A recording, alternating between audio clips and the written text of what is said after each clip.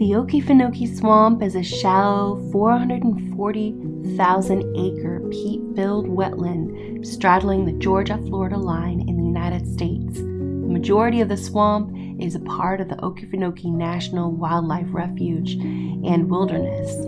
It is considered one of the natural 7 wonders of Georgia.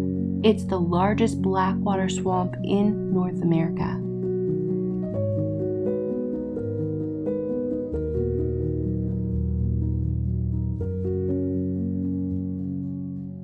Down to Waycross, Georgia, to the swamp.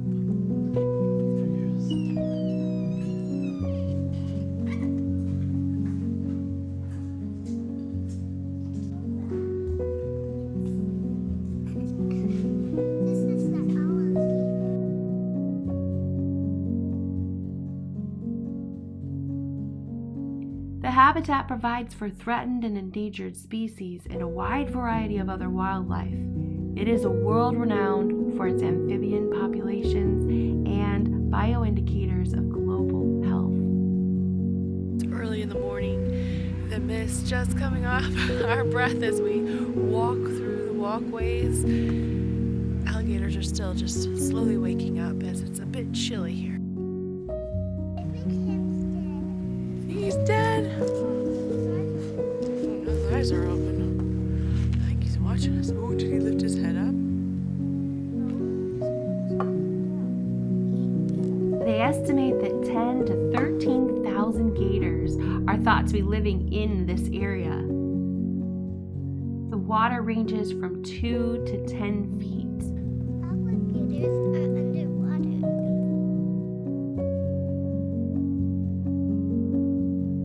Got our life vests on, and Carolina has her binoculars, and we're about ready to get on the boat. You ready to see some alligators? How big do you... They're upside down? Yeah. How big do you think that alligators will be? Really huge, huh?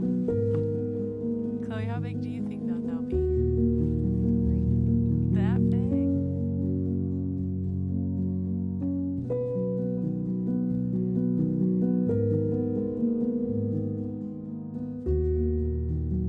Slow-moving water flows through the forested swamps and wetlands, making up a black water channel. Looking into the water, you'll notice that it's clear but stained the color of kind of iced tea. There are tannins all around from the leaves and the bark that are all around the waters. And as the water is steeping in this tea, it becomes darker and darker. It is the product of the decaying vegetation, and it creates a very dark, acidic water that alligators love. North America has the largest intact freshwater ecosystem of this type in the entire world. You're not going to find a swamp with this water chemistry and of this magnitude anywhere else. So very proud of that it exists here in Georgia.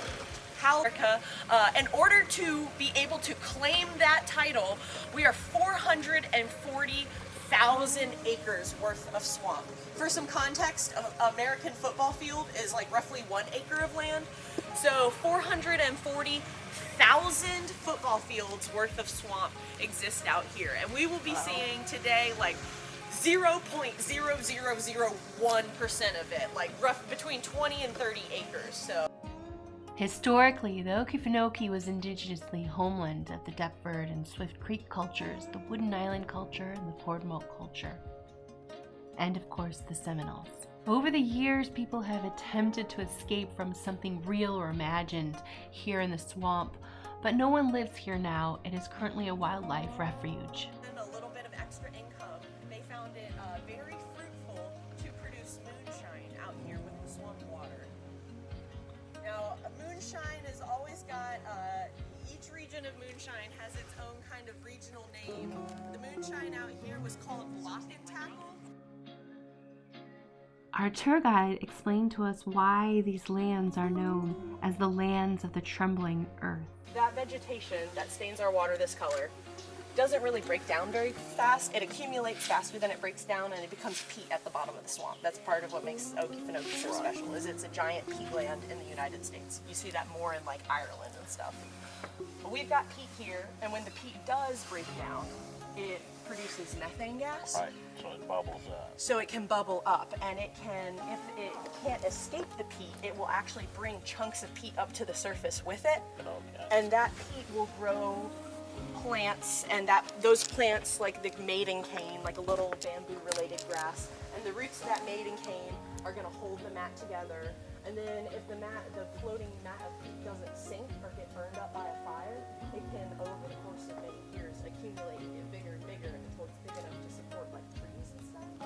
And visually, you don't know what is a floating mat of peat or an island unless you get out and try to walk across it. Okay. And so it will literally shake under your feet when you're walking across the waterbed. And so the native peoples out here knew Okefenokee as the land of trembling earth, or the land of bubbling water from the methane coming up. Okefenokee is an interpretation of a Seminole word. It's also like Okefenokee is the other kind of popular pronunciation, and it loosely translates to land of the trembling earth.